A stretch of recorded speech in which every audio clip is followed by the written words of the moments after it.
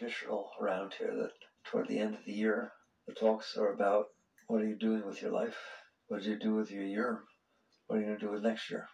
You took another orbit around a star. What did you achieve in terms of the pole star, the meaning of your life? So we talked about this chant we did, which is pretty strong. I wrote it a long time ago. I am transcendent. Some people would listen to that and say, well, that's cold. You don't need anything. You don't need anyone. Let's talk about that. If you are needy, you're a taker. I don't care how nice it looks. I don't care how sweet it is. I don't care how you go about it. Need means I need to take. There's no need without taking. In other words, I'm not whole.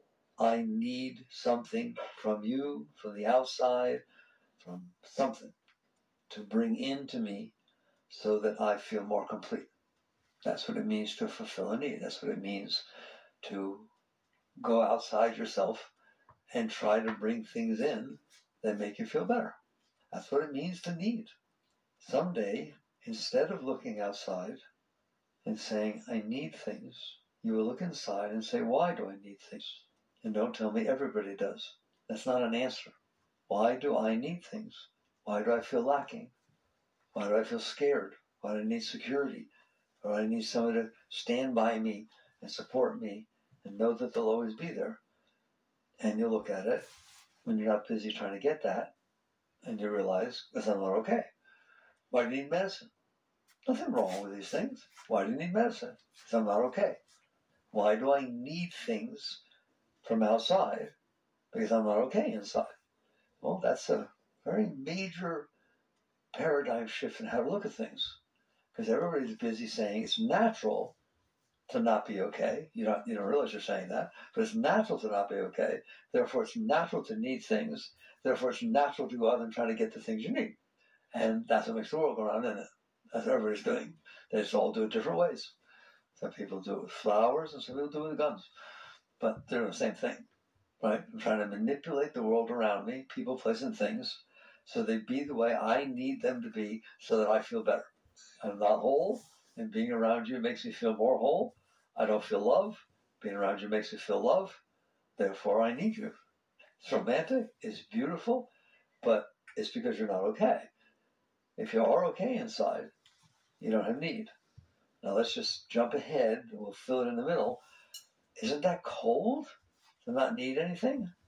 No. If you don't need anything, you're not a taker. Well, then what? If you don't need anything, you express the beauty you have inside yourself, and you become a giver. While you need, you're not giving, you're taking. Even if you behave in a certain way so that your significant other loves you more, you're taking their love. You're acting in a way that will make them behave in a way that makes you feel better. I know it's not nice to talk like this, but that is taking. It's nice taking. It's not harmful taking. But basically, when you're whole inside, and you feel complete inside, and you feel joy inside, and you feel love inside all the time, you express that joy. You express that love. You express that beauty. And everybody you're around, they can feel the difference. I tell you right now, you know when you're around someone who's trying to take, you feel it. You just feel the pull, grab you to one degree or another. Do you know that when you're around somebody who's whole and complete within themselves, there's just this feeling of beauty and love emanating off of them, and they're just a giver. Their purpose of their life is not to fulfill what they need, it's to serve, it's to help. If I have tons and tons of food and I don't know what to do with it, I'm not giving food away. I don't need it. I can't call that giving. I'm allowing to serve what I have to others. That's how a being who has transcended need naturally behaves. They're not told to. It's not a religion. When you become whole and complete within yourself, which means you feel love all the time, spontaneously, naturally, unconditionally, and so much also for inspiration and for beauty and for creativity. They're just always there. Don't you dare doubt that they can be. They're always there, and there is no need. So now every place you go, you're giving. You're emanating beauty, you're emanating creativity, you're emanating music, you're emanating love. You're just emanating that. And if people don't want it, that's fine. If I have all this food and I don't need it, you're welcome to take it. If you don't want to take it, fine. You don't feel insulted. Oh my God, you didn't take my food. he didn't accept my love. No, it doesn't make any difference. It's free of charge. There's no conditions. It's unconditional. That's the difference between a needer and somebody who has transcended needs. Somebody who's gone beyond that. So now I said, we'll fill in the gap. Can every single one of you and every single person that ever lived, a human being, is capable of reaching a state like that? Completely, absolutely true. What if they're in prison? They're absolutely capable of reaching that state. Or they did some terrible thing early in their life. They're perfectly capable of reaching that state. It has nothing to do with where you are. It has nothing to do with what you've done, ever. Nothing. You are whole and complete within yourself in your natural state. That's what the Bible, the Old Testament talks about being in the garden. That's in the garden.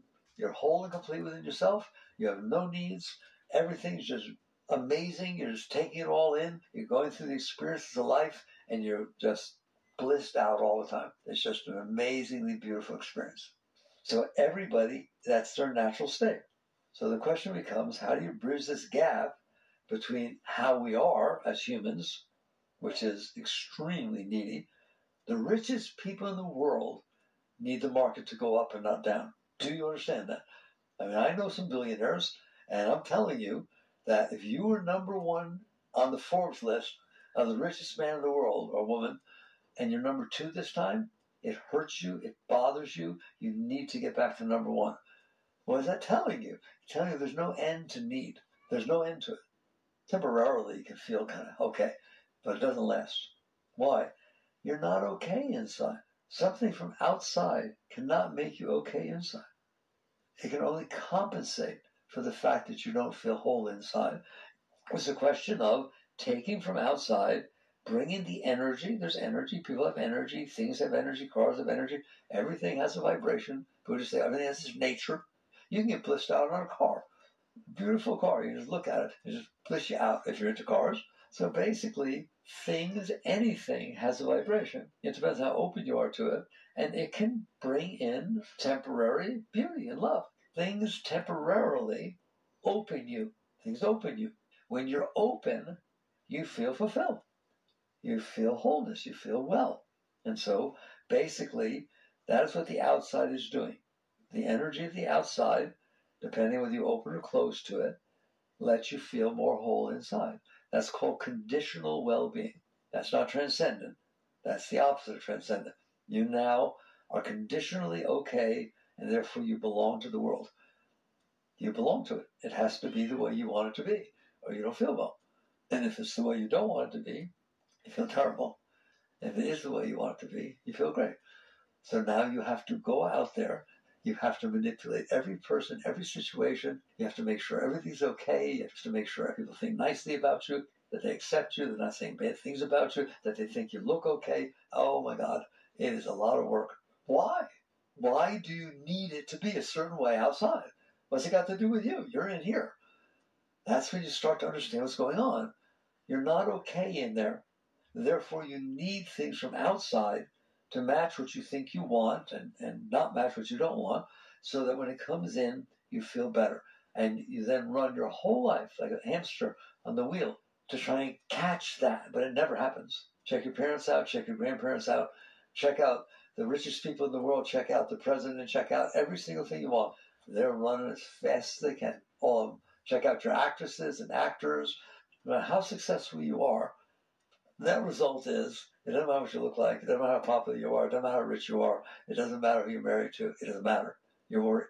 If you need it, you're afraid of losing it. If you need it and you don't get it, you feel disappointed, you feel jealous of other people that did. If you need it and you do get it, you're afraid of losing it. And the more you need it, the more you cling to it and try to set up conditions where you're sure you won't lose it. So you honestly catch on, this is what needs do. So you either decide for your pole star of your life, I did good this year because I ran as fast as I could and I took care of this and I checked off this on the bucket list. I've told you before, give me your bucket list. There's 12 things on your bucket list. That's only because you're aware of those things. How many things you're not aware of that would be on your bucket list? 700 billion. Like in the old days, nobody wrote on the bucket list, I want to go to Mars. I want to land on the moon. I want to fly up, with Bezos or somebody and experience weightlessness. No, but now it would be. What are you missing? What are you not experiencing all over the world, all over everything? So this is so silly to say you don't want to miss things, you're missing everything, or to sit there and say, I have to get what I want before I die. It's so silly. So you wake up and you realize, I'm running as fast as I can after what? Nobody wins. It's not true that he or she who dies with the most toys wins. They die. And the toys stay there, and either they rot or the people steal them, or they leave them for their kids who didn't even want them. What kind of win is that? What did you do with your life? And so as you circle the sun, I'll keep going back there, as you circle the sun every year, and you say, how did I do running after what I'm trying to get? You better take another look, because nobody's ever gotten it, nor did it ever last. One of the laws they teach you is the law of diminishing returns. It's an economic law. The law of diminishing returns. What does it say? The more you get it, the less you want it. Keep running, because that which turned you on yesterday is going to turn on a little less today. When you have that brand new car and it smells new and you're showing it off to everybody, man, that is bliss city to go to that car and show it around. What if you show it to everybody, you had it for a year, and it squeaks a little bit? How you doing? You bliss out every time you get in it? Not a chance in the world. So you're playing a losing game and you don't realize it. That's why you have to run so fast, because it's not taking care of the problem. It's compensating. If I keep running, if I keep doing new things, I feel a little bit better, but I got to keep working at it. How about you? And the answer for everybody, I know you. Why? I don't have to know you. The answer is yes. Why? The outside cannot satisfy the inside. All it can do is temporarily compensate for what's lacking inside. It cannot fulfill what's inside. Here, get married and have a beautiful relationship for 10 years and then have them leave you or die or go with somebody else. How you doing? I was better before I met him. I can't believe how much I hurt. I don't feel any of the love that I used to feel. Oh, I see. So it really worked, didn't it? As long as it's what you want, it works. You want this beautiful relationship. It's going to fix everything. Oh my God, it fixed everything that's wrong with me. I've never felt this much love. I feel like a new person. Okay, you've had it for 5 days? Okay, I'm taking it away. No. Well, I thought it fixed you. Well, no, I need it. It did not satisfy that need. It compensated for the need. It is still there. It's there. You just take off the compensation, and there it is, a raw wound. Who's willing to talk so honestly? If you want to grow spiritually, you better talk honestly.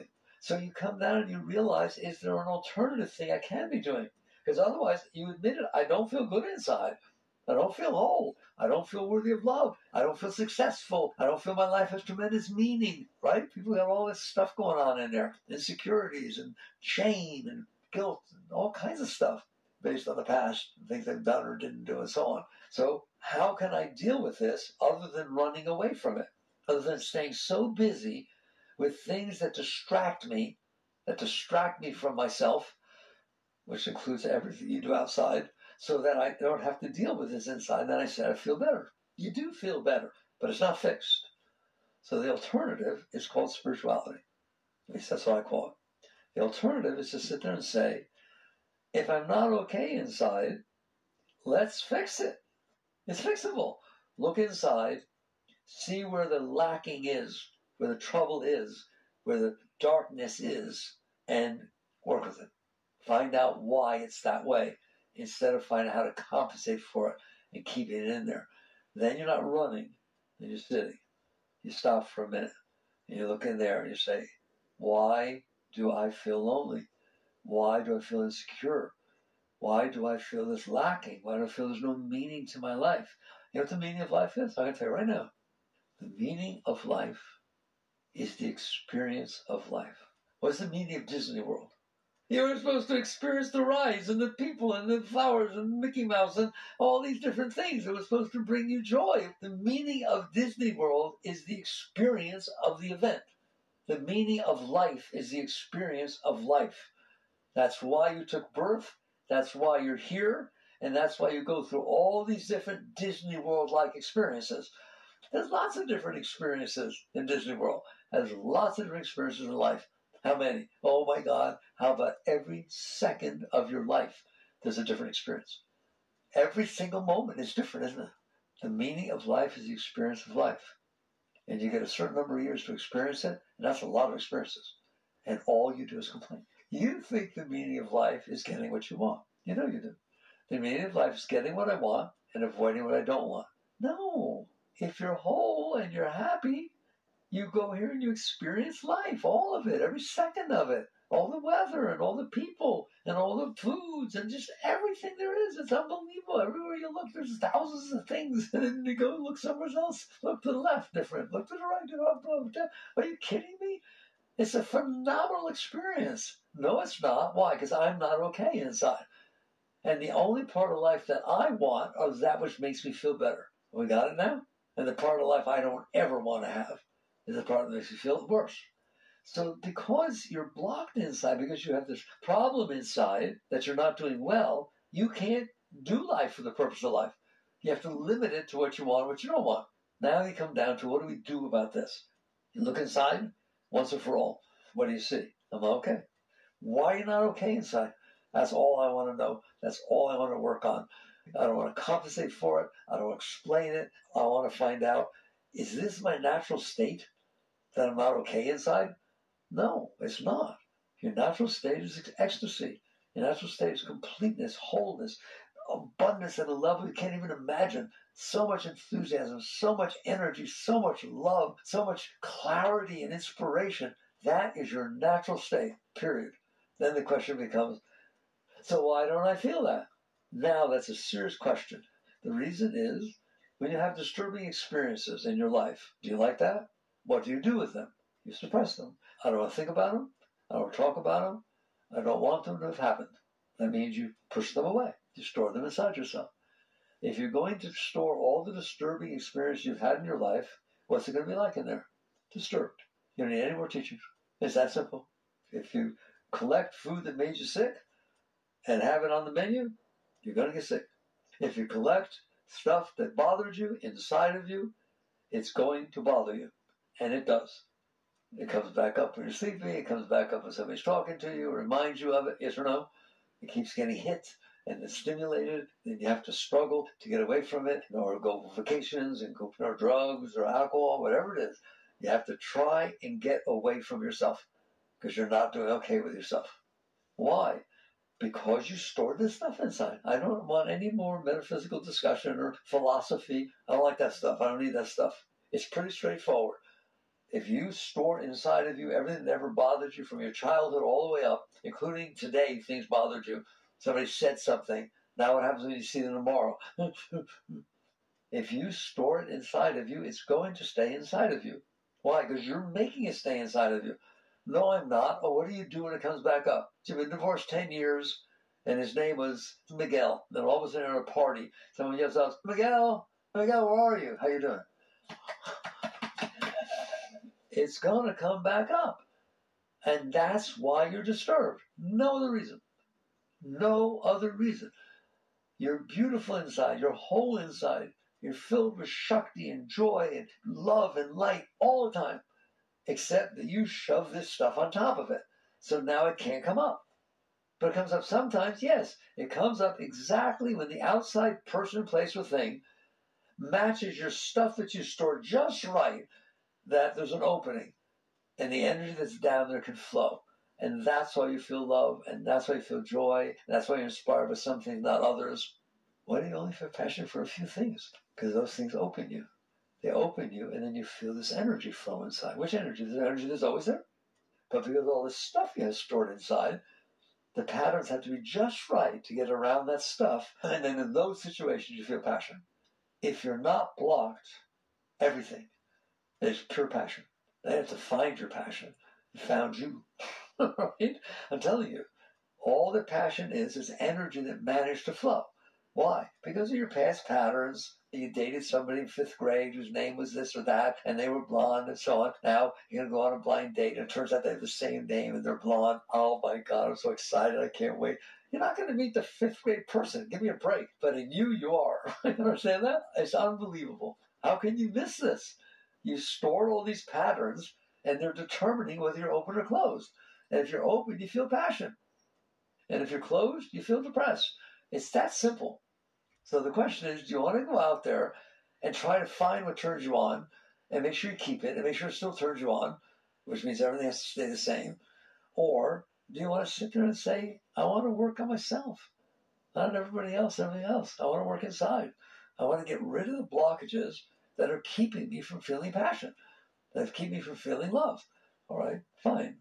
Now what do I need to do? Go back and find every blockage in there. How do I know where they are? They're suppressed, and find them and then apologize to people. Oh my God, no. Don't you dare think like that. I'd be so tired.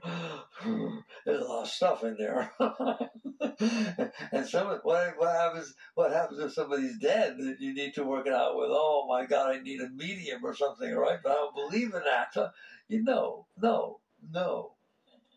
It's way easier than that and much more natural than that. The energy underneath does not want those blockages in there. The Colorado River does not want the Hoover Dam to be there. How do I know? Well, it's been there for what, 40, 50, 60 years? Take down one brick, that river goes through and would rip all the pieces if it could, wouldn't it? Give it a chance. It's not called a leak, it's called liberation. To you, it's a leak. To the river, it's, oh boy, come on, guys, we can get out of here. It's the same thing inside of you. Your blockages are blocking this beautiful flow of Shakti, of energy. It doesn't want to be blocked. It will push them out of the way.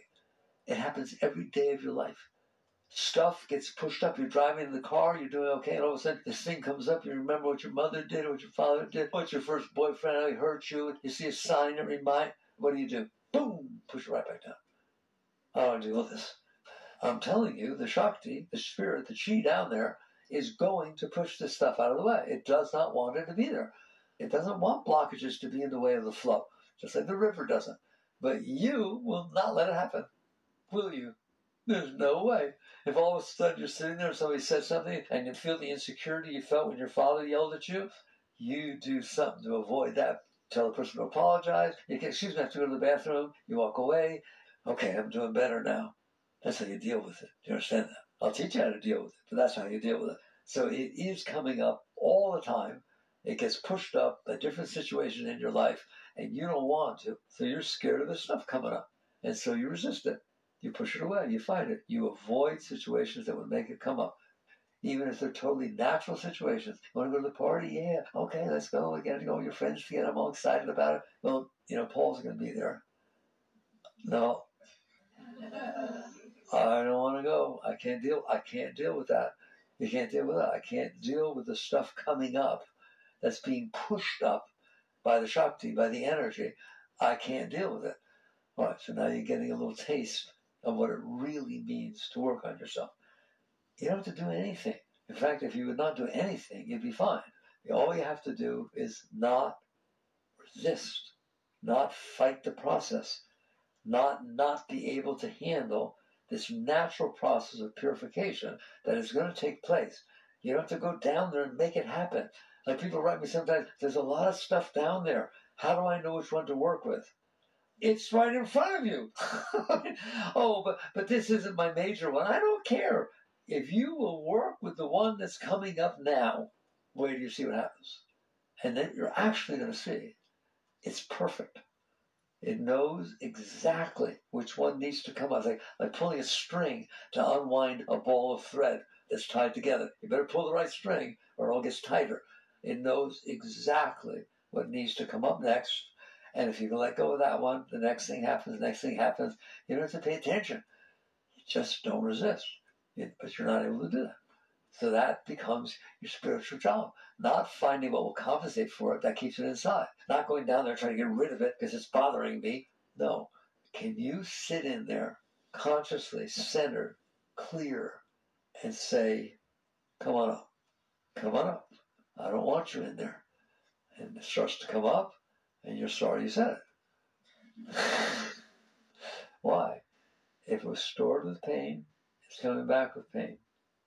Because that's what you're releasing.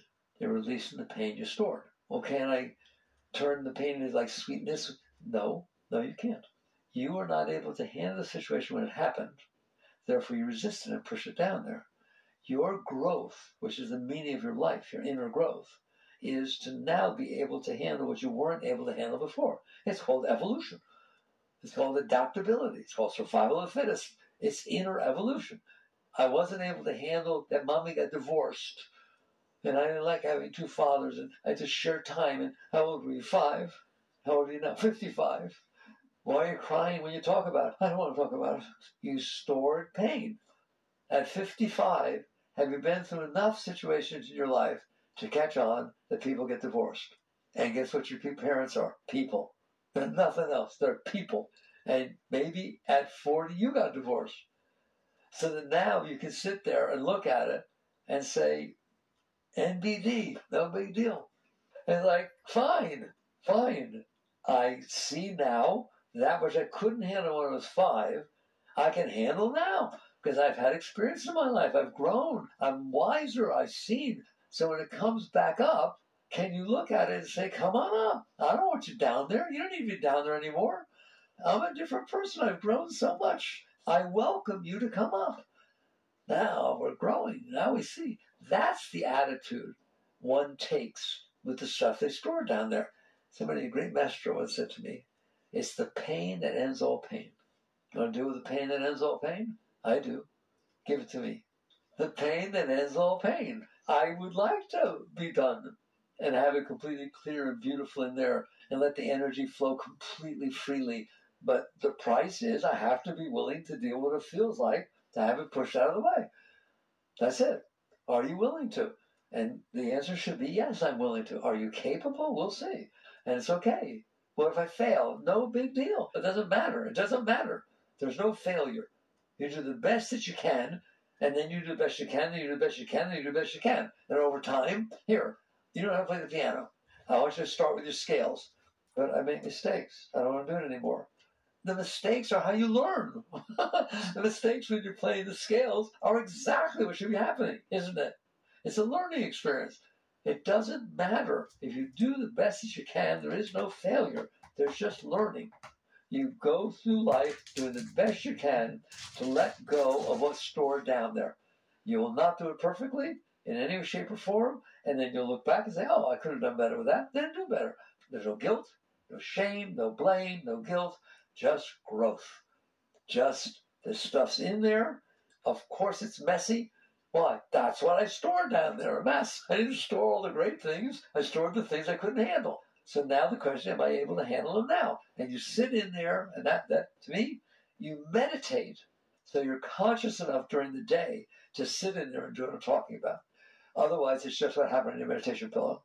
And you go in the day, and you say, oh, I want to go back and meditate. I don't have to deal with this. Why should I have to deal with this? I want to go live in a cave somewhere. No. You want to stand right face to face with life and let it hit what you have in there and let it go. So that every moment of your life is walking meditation. Every moment of your life is literally every moment of your life is spiritual growth until there's nothing hitting anything, and now it's all beautiful, and you can give like I talked about, right? So how do you do that? By practice. Practice makes perfect. You open up and realize, I have stuff in here. How much? A lot. A lot of stuff in here. Okay, well then when you go through this day, don't put more in there. At least don't put more in there. I can remember literally way back in the 70s when I realized it only takes a moment to store more stuff. Get disappointed, get hurt, and it takes years to get it out. Somebody can say something, somebody you love, your spouse, say something or do something, and the moment you realize that, boom, it does that, right? And your clothes and you're weird. How long before literally that is not affecting your relationship in any way, shape, or form? You're not afraid it's going to happen again. You're no resent. Long time. Moment to put it in, long time to get it out. Not me. I ain't doing that. That's not a fair trade-off, is it? I would rather deal with it now to the best of my ability than have to carry it for the rest of my life and have it affect my ability to open my heart and love somebody or give, whatever it is. It's your choice. You're the only one in there. You decide how you live inside. You don't start with the big things. Just little by little, you just let go of the stuff that you used to suppress, that you used to push away. Even little tiny stuff bothers you for no reason. Work with it. Don't let it bother you. Breathe, relax. That's what I found. I've been doing this for 50 years. I say that and then I realize I must be old. I don't feel it. But basically, what I've learned inside myself is if you will relax through everything, there's no resistance. You can't resist when you're relaxing. Resistance takes muscle. Resistance takes pushing inside. It takes energy. If you relax, then there's no pushing. There's no resisting. But it hurts. We talked about that. That pain is childbirth. That's soul birth. And so basically, you just relax when you feel it. If you want out, you gotta let go. And so it happens every day. Do the little things first, not the big things. And you keep letting go. And eventually you build that inner strength that sees it's worth it to let go. Because I feel much better on a regular basis. That's because you have more energy. That's because you're not as blocked as you used to be. And it will just happen by itself. You don't have to do anything. That's what I said. I prefer you don't do anything. But you won't be able to. You want to protect yourself. You want to manipulate and control people so it doesn't happen. You're in the wrong direction. If you sit there and say, I'm afraid that this person's going to critique me badly or say something badly about me, good. Let go. Let go. Just keep letting go. Just keep letting go. Relax and release, relax and release. And it works. How can it not work? The stuff in there is what's messing up your life. And if you stop keeping it in there, it's going to come up. How will I know it came up? How do I know what I need to work on next? It will be in your face. Be here now. Don't worry. It's right there. Just don't fight with it. Don't not like it. Doesn't mean you're going to do well with it. I used the example the other day. You learn to play tennis. You got a coach. You're very, very good with your forehand. Man, I am amazing. People, wow, how long have you been playing? I said, I'm good at with the forehand. I turn my backhand. If you're that person's coach, where are you going to hit the ball? At the forehand? What for?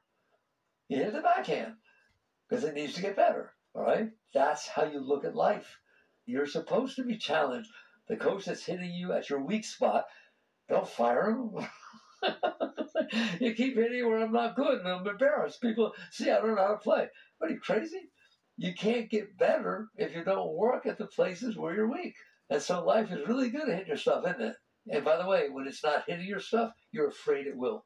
You're afraid that something will happen that will hurt you. That will hurt your heart. That will make your mind get bothered. That something won't be the way you want. So you go out there and try to make sure it doesn't happen. No. You open up, you look at what you're supposed to be doing, and you do it. And then things happen. Bosses yell at you, this happens, that happens, the relationship doesn't work out. All kinds of things happen. And nice things happen too. Things can happen to help you. It works like that. If you let life do it, it will unwind your stuff, your some scars or patterns, exactly as they need to be.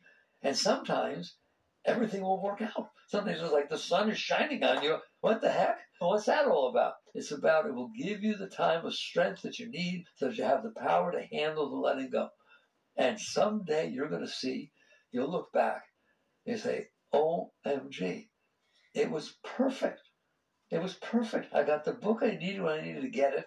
And then something happened that made me need that I needed to get it. All right? And you start seeing these patterns happening. You say, it's as if the whole universe is trying to help me cleanse. That is the meaning of your life. The meaning of your life is to go back up with less than you came down with. Period. The rest comes and goes. That goes with you. Your inner growth stays with you. And so basically, you catch on and you start working on yourself. You're doing serious work on yourself. This is serious work. You don't have to pay anybody, but it's okay to have help. Any way you're doing it is fine with me, as long as you're not spending your entire life trying to compensate and avoid what's going on inside of you. At least you're sitting here saying, I understand the meaning of my life is to not put more stuff in and let go of the stuff that's coming up. And the more you do it, the more you will come in harmony with the energy that's causing all this to happen. And it will raise you. It will raise you to a level you couldn't possibly imagine. All this Shakti, joy, rushing inside of you all the time, going through all your centers, pouring. That's who you are. You're a being of light. You're a being of greatness. And you bother to block that. Well, how about we let it go? Not, we unblock it. That's not your job. I made your job really easy. I said, don't resist. That's your job. Don't resist. Don't resist what? The natural process of purification. But it doesn't look like that, does it? It looks painful. It looks like life not liking me. God doesn't like me. God doesn't like me. How come he's doing things? He keeps taking away from things. It does like you. Yogananda, great master, came to America back in the late 20s, early 30s. And he used to tell his disciples, and they come to him, read my stuff. Other stuff's fine, but you got to be focused. And all our teachers teach a little different. So read my books, write this, and so on. Except for one book, one thing. It was a poem called The Hound of Heaven. Somebody in England wrote it, all right? It's a big, long poem. And what it's about is that this guy's running down the corridors of his life, trying to avoid what we just talked about. Trying to avoid getting hurt, trying to avoid the darkness, trying to avoid the bad times. And he's running, he's yelling at God constantly. That's the hound of heaven. It's chasing him. And he yells, why are you chasing me all the time? And in the end, all I care about is that I read it periodically every year. The last paragraph, it says, I'm cornered. There's no place to run. I've avoided you my whole life. I've run from you. Now you've got me cornered.